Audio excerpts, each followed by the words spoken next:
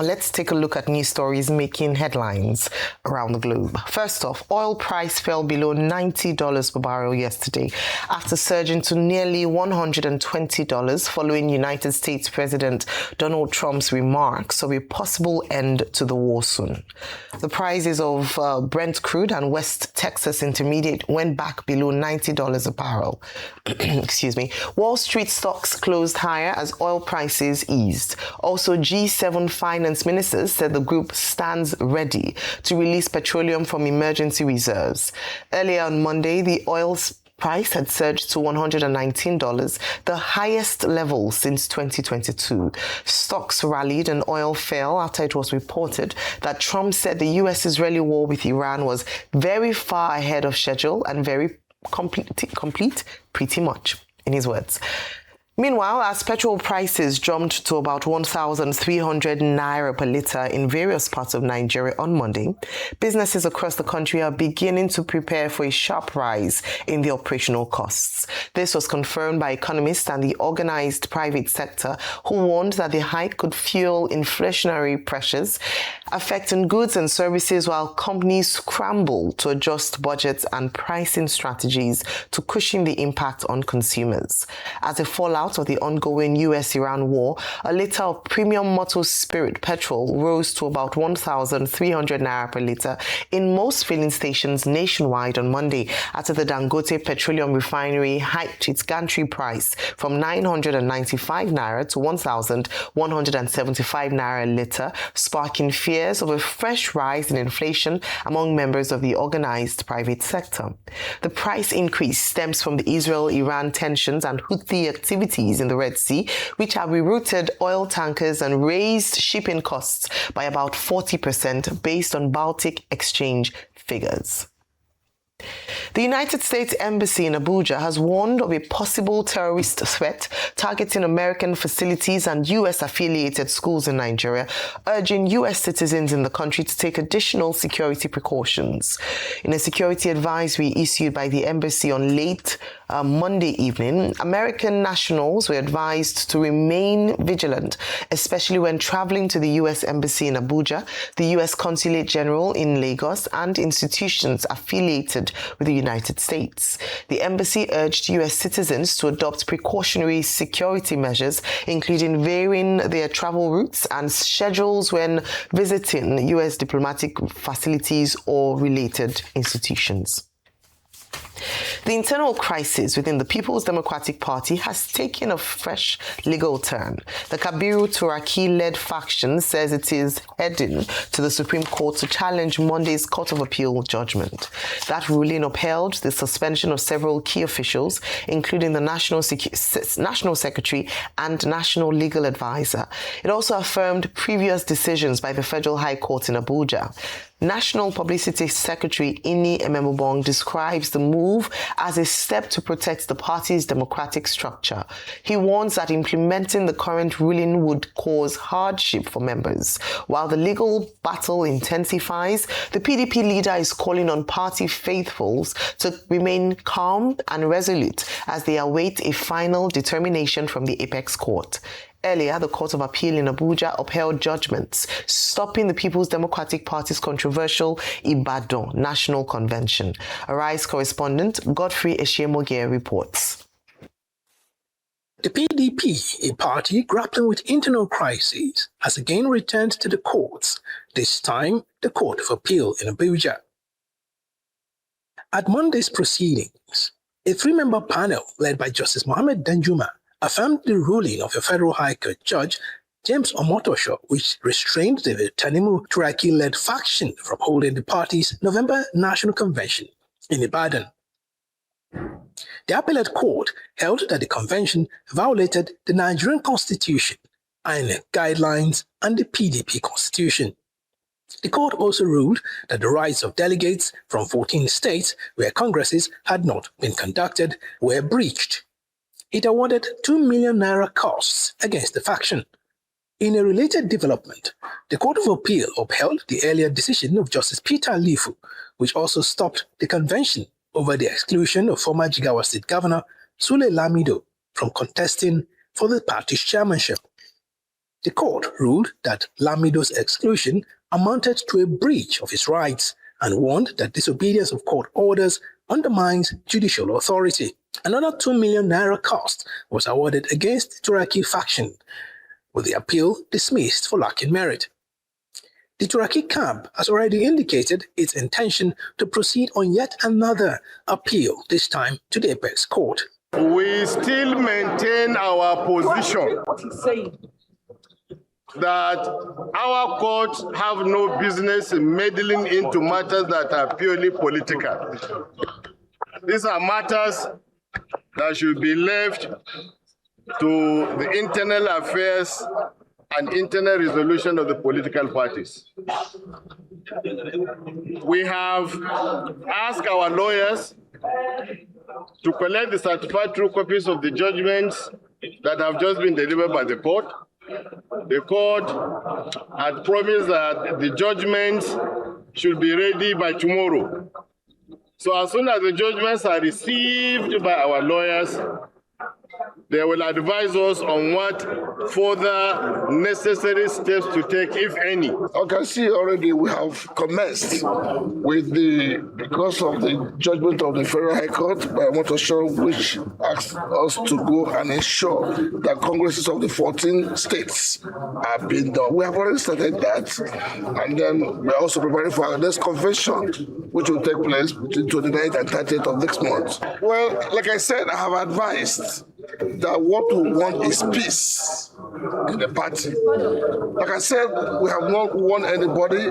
This is victory for every member of PDP. So if anybody decide or insists to go further, well, I wish them luck. But I don't think there will be anything different from what I've had today. At this stage now, we need to come together as a party. You know, I wouldn't want to say there's victor and vanquished. I want us to still come together as a party and then play the opposition role in the proper way, not in a way that you want to antagonize and fight people for just for the sake of antagonizing and criticizing. Let us be a good opposition party. In all, the appellate court determined 9 appeals linked to the earlier judgments by Justices Omotosho and Lifu. The next legal battle now shifts to the Supreme Court as the PDP leadership crisis continues. Godfrey Eshemoge, Arise News. Zamfara State Governor Dauda Lawal has defected from the People's Democratic Party to the All Progressives Congress APC. The defection, contained in a statement from the Office of the Governor, is said to be after careful consideration and in the overriding interests of stability, progress, and the sustainable development of Zamfara State. The decision was also attributed to the prolonged internal crisis, leadership disagreements, and unresolved structural challenges within the PDP at both the national and state levels. His defection to the governing APC brings the number of states controlled to the party or by the party to 31 of Nigeria's 36 states. Meanwhile, despite the defection of the Adamawa State Governor Amadu Fintiri to the All Progressives Congress, the Adamawa State chapter of the African Democratic Congress insists it will win next year's governorship election, as former Vice President Atiku Abubakar still has a major political grip on the state. ADC State Chairman Shehu Yohana spoke with journalists in Yola, the state capital. The governor has only one vote.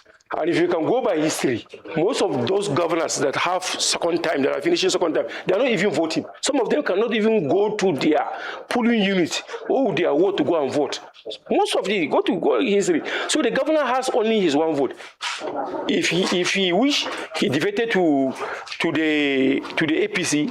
That is all. But what I want you to know, let me put it on record straightly: the masses are with ADC. The masses are with ADC, and it's not.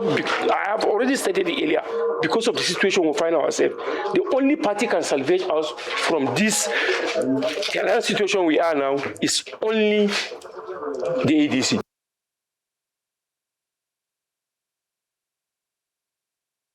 Okay, so ADC Nadama, still talking tough, despite the fact that the governor has defected, saying that Waziri Atiku Abubakar still holds very strong political sway in the state and the elections are not yet uhuru for the governor. But beyond this, of course, politics this morning. Dauda Lawal, we said it yesterday, last week, teased it that he would potentially defect. This has now been confirmed by his office. Your take on these stories this morning? Okay, number one, what do you expect the ADC to say? They are going to flex muscles. Politicians normally flex muscles and all of that. But it doesn't also mean that a strong offensive is, the hold of offensive is very strong in the States. You remember how Benani gave him a run for his money and the elections were neck and neck, but you remember the announcement by the INEC official. The question is, what even happened to the INEC official anyway? And after that incident, Fintiri finally won, but, we remember how that story went. But as regards to that defecting, definitely you will see things like this because to a large extent, they can't hold. The PDP cannot hold. I still insist that people that leave a political party should be allowed to fight for their seats. That's a constitutional matter. Because we can't have a democracy where the constitution is just silent on defection of governors and things like that. They should still be allowed to fight for their seat because come what may, it was their platform that people also had trust and voted in. But the way the PDP is, the disintegration is there already. And when the story of video will be written, you will ask what happened to the same political party that touted itself to be the largest political party in Africa? What happened to the same political party where Vincent Ogbulafo came and said we'll rule for the next 60 years? It just shows you that power is transient. And this new installment in the PDP palaver from the Atiku days to what is happening now and to these judgments, you know that things are not well with the PDP. We all remember October last year, the likes of Turner, you can see George Turner on TV, they went to court as regards the congresses. And Omotosho ruled that since, they didn't allow fairness in that level of congresses that they did, that there should be no convention, that INEC should not recognize the convention members. And there were lots of court cases afterwards. Then they denied Sule Lamido tickets. Then he went to court. Peter Lifu also said you shouldn't deny him his rights. That's what the judge did say there. Then the other faction, can we say the Sheyi Makinde, the governor's faction, did go ahead after a lot of fights. You remember the breakbats at the Wadata Plaza then? They got a judgment from Akintola Ladiro, and he said he could go ahead. They finally held that. But the likes of Wike was telling him then that this thing you are going to do about maybe it's 30 December coming early. So they got a judgment as regards that. Also, that judgment was it was also consolidated recently by Chief Justice Akintola. But now a higher court of appeal, is saying that you cannot deny a man. There's no longer a party internal crisis. Yes, they acknowledge the fact that the Supreme Court will always say that don't interfere into party internal crisis, but they said this one is a constitutional matter because you are denying his rights. So this party supremacy and internal something talk is not absolute. That this is a case of denying the man his rights. And the judgment has been given. I saw Inibong saying that they're going to look at the CTC and probably take an exit. There's no decision they're going to make because if they go up to the Supreme Court, it's not going to be, in my own estimation, so this is not me speaking for the court, and it's not going to be anything different. But I also fear very strongly for the PDP. This might just be the end of the PDP as an opposition because I don't really think if the Wike camp finally consolidates, I don't think they will really pose any challenge to President Tinubu.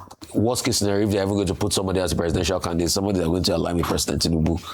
And that's how the cookie crumbles. But the interesting part will be, now they've decimated the PDP today. It's in favor of President Tinubu. I want to see how they are not going to come in the future and pontificate when they want to use the PDP. Because all of the people behind this matter also have political ambitions in the future. So time will tell. We'll see them when they come and parade whatever they parade. Interesting times for the PDP. For what is it called now? The war. All right, America saying terror threat and everything. That's why I was calling for a ceasefire. Yes, the things have gone awry.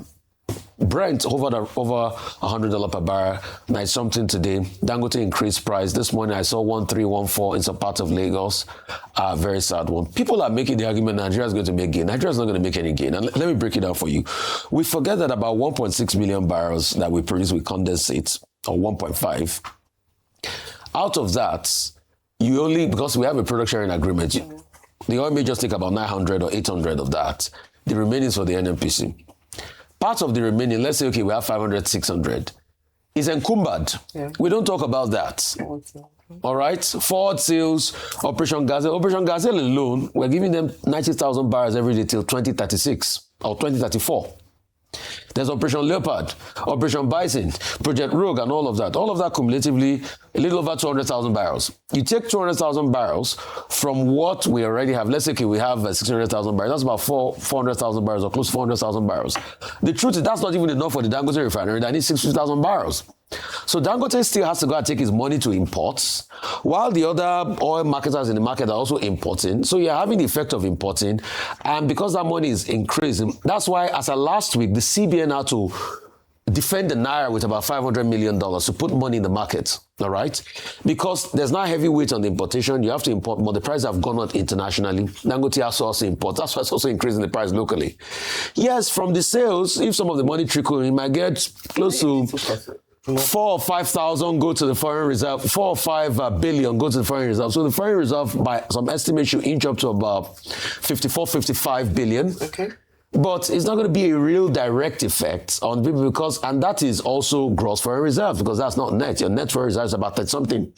So these are the factors we should look at. It's not going to make anything different. There's going to be a lot of hardship on the people. In fact, Petron is saying the price can go up to 2,000 if this continues. Right. So people are already saying, where will the government even come and buffer the sufferings of the people? Because the suffering is too much and all of this is inflationary. Just wait till you see the inflationary effect after all of this happens. America is talking about threat on the local front. It is time for Trump and his people to stop this war. Please. Okay. Dr. Batty, your take on this. Okay. The major story in the oil and gas sector is President Donald Trump saying yesterday that the war will end very soon. And that also the United States is going to hit Iran 20 times harder than it had done so far should Iran try anything in the Strait of Hormuz.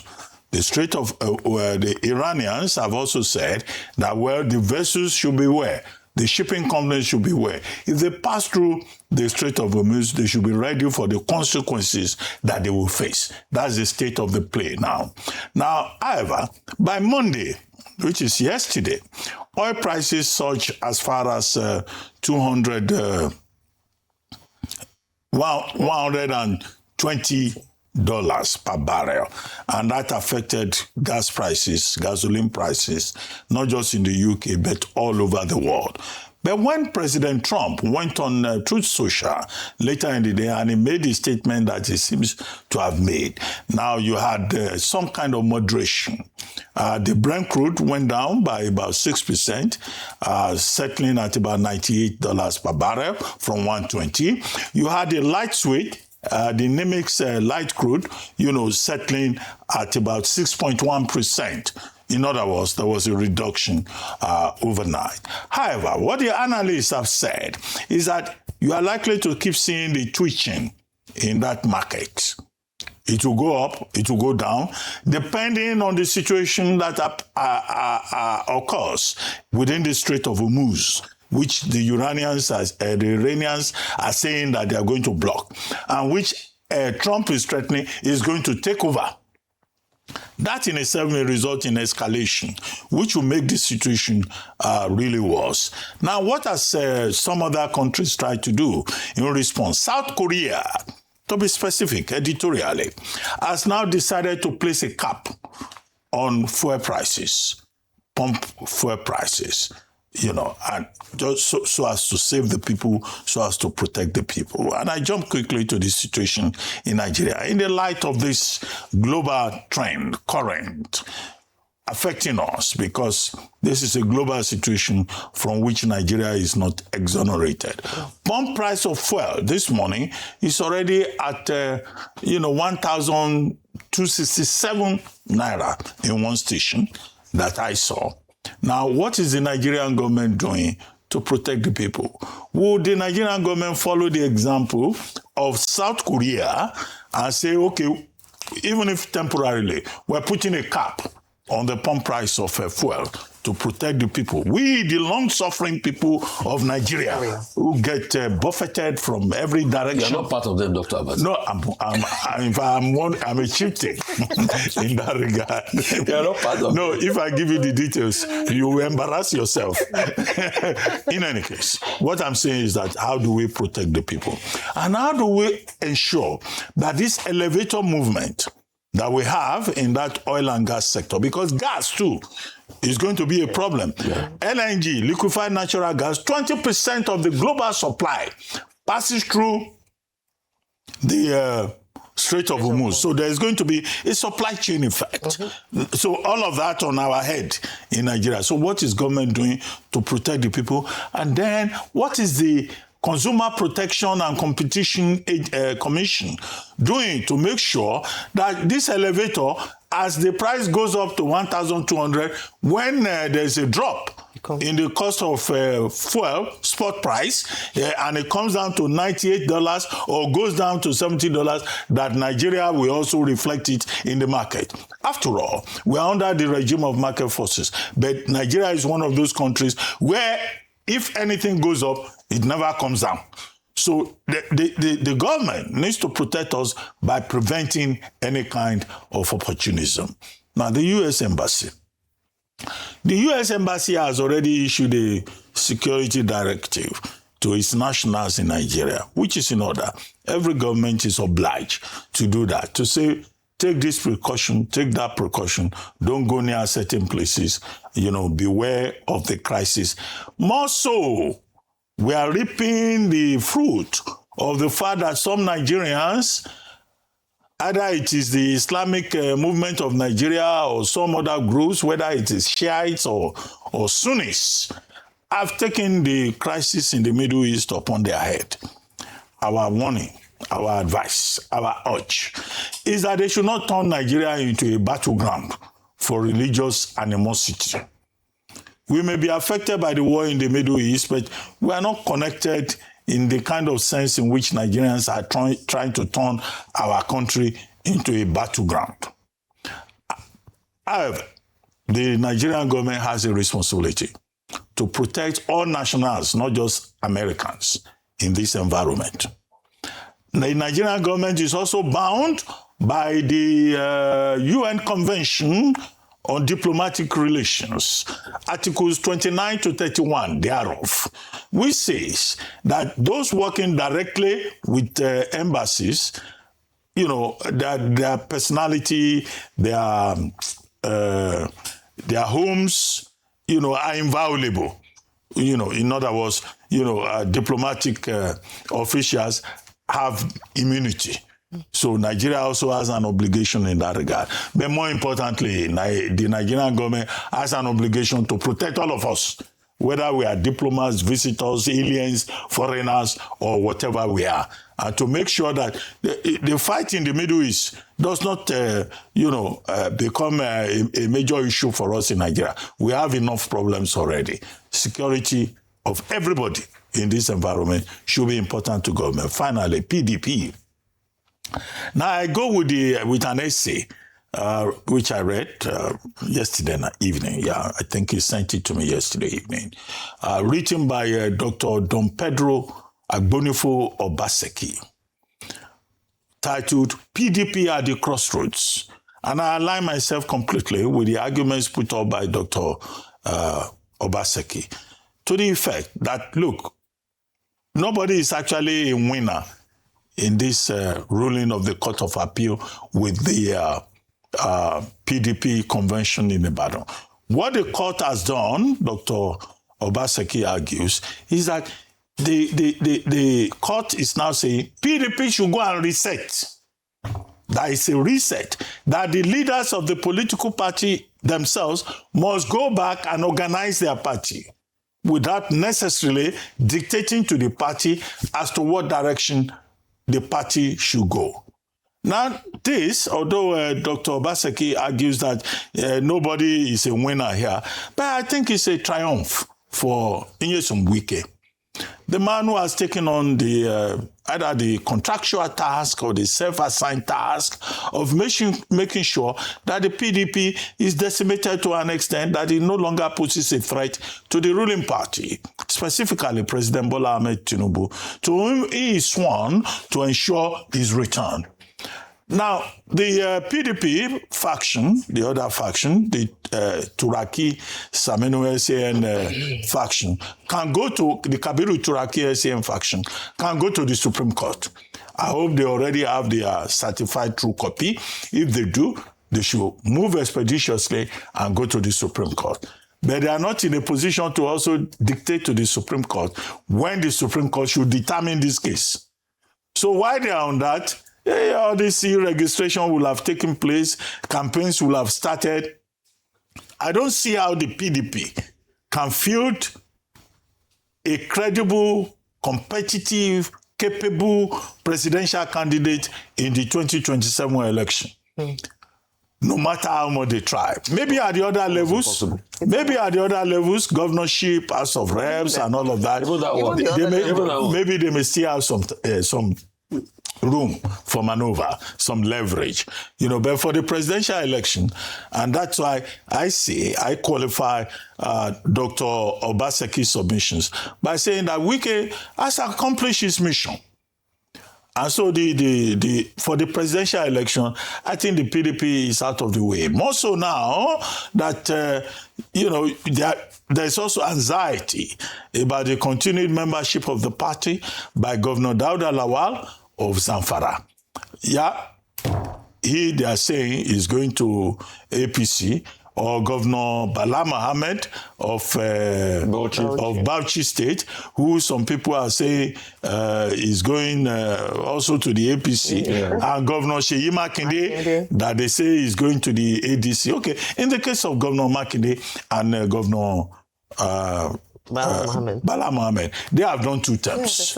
So if they leave, then it means whoever they want to support, they are going to take all the grassroots support of the PDP to support such a person. And that's why I had argued previously that with the way this game is shaping out, people should just forget about the presidency. At the presidential level, it will appear that the game is won and lost.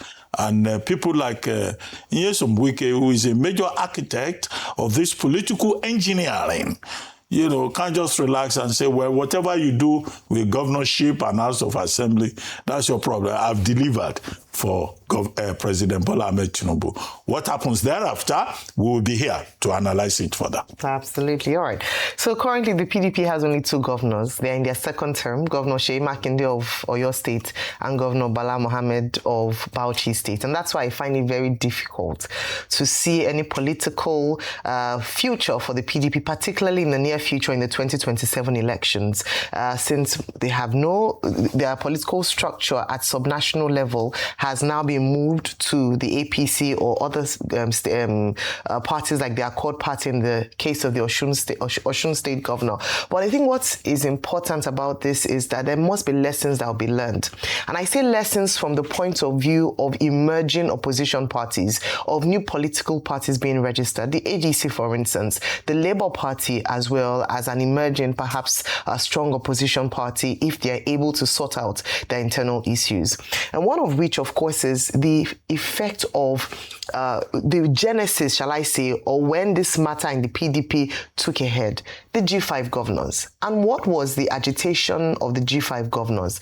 The principle of unfairness based on zoning of the presidential ticket to a particular zone. And the fact that there were issues around should this be north or south. It seemed like a challenge that would be sorted in a short period of time. But we saw how the G5 proceeded to work against their party and support the APC in their individual states, and how that was key to President Tinubu emerging as president today. So that was one. The other part of it was the lessons to be learned. So when you see discontent based on principles, on whether it's constitution in the party or not, attention to be paid to it and nipped in the bud as early as possible. And that then speaks to internal systems, including procedures and disciplinary action that must be taken seriously. Again and again, we had the opportunity to interview some PDP chieftains, and we questioned around the docility of the leadership of the party in bringing to order or disciplining erring members who openly worked against the party in the previous election. And there were excuses made for here and there. I dare say that perhaps they did not imagine that that action would lead to the decimation of the PDP as an opposition party, or perhaps cost them an opportunity to present a credible candidate in the next election. So they paid twice, not just in the 2023 elections, but also now in the 2027 elections. And so for new parties like the ADC or emerging opposition parties like the ADC, Labour Party, and any other party that determines or wants to take on that position, they must pay close attention to these lessons from what we can see play out in the PDP. The other part of it then would then be a conversation that we are loath to have, but an important conversation nevertheless, even though we haven't yet gotten to that point in our political plane, which is politics or party systems based on ideology as opposed to personal interests. The moment a party is formed based on individual personal interests or people looking for a platform to run on, not on ideology, I believe that is the beginning of the end of that party. And we've seen it play out again and again in the historics of Nigerian political parties. And so we need to come to a place where parties or party affiliation is done based on ideology. When we talk about it, we are not just talking about what makes political sense and democratic sense, but also looking at political survival. Because if it doesn't happen, this would be the way of every other party that emerges. Because what happens is that a few disgruntled people from a major party decide to follow an existing party as a platform, or decide to form a new party, and it goes the same way as the old, as long as personal interest is what drives the forming or establishment of a party. And I already see that happening in some of the new parties that have emerged already. And there are already whispers here and there around discontent based on the people who are in that party and the people who want to emerge in that party, and the fact that if one candidate does not emerge, it would disintegrate. The party would disintegrate. So it's already failure before the party has already taken off. And so those are some of the things that we, if we're looking at building strong parties like, before I always quote Mr. Vincent Ogola for, that will last for years, as we see in other modern democracies, these are some of the areas that we must learn from the PDP. But I don't see how the PDP, beyond the presidential level, even at state and other levels, because now it's a survival for whether or not they would have or be able to legally present a candidate. Because now the Wike faction have brought up a solution saying that they're going to have a national convention and right the wrongs. But will the other faction agree and come for that kind of convention? Will they trust Mr. Wike himself, who is working for the APC, to facilitate a free and fair and credible convention that will present candidates or restructure the party on the right, on the path to progress? I doubt that very much.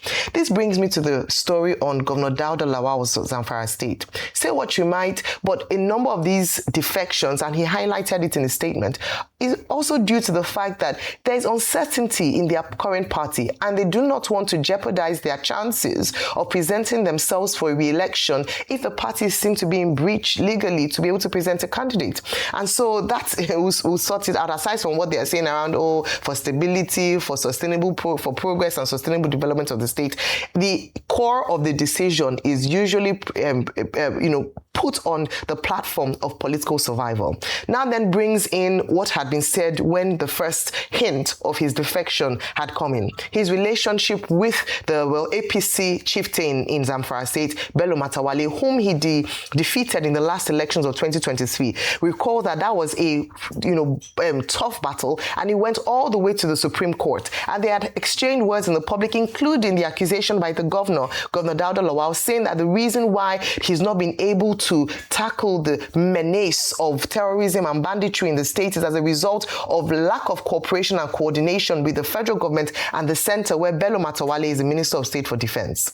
And so now Bello Matawalle has come out to congratulate him, calling him brother and friend. What does this mean for 2027? Is this an automatic governorship ticket for Governor Dauda Lawal? Would Bello Matawalle be willing to collapse his structure and work with him in the event that he gets the party ticket?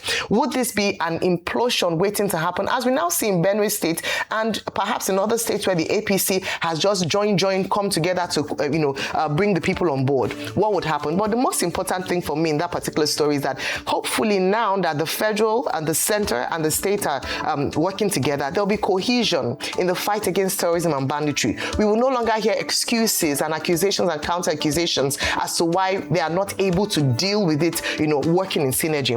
And so let's watch and see what would happen. The APC seems to be well on its way to a clear victory in 2027. However, the reason why I don't want to stay there is because we do not want to make Nigerians feel disillusioned that they won't have choices come the elections. At the end of the day, these governors have just one vote, and every Nigerian has a right to determine who will emerge as their leader come 2027.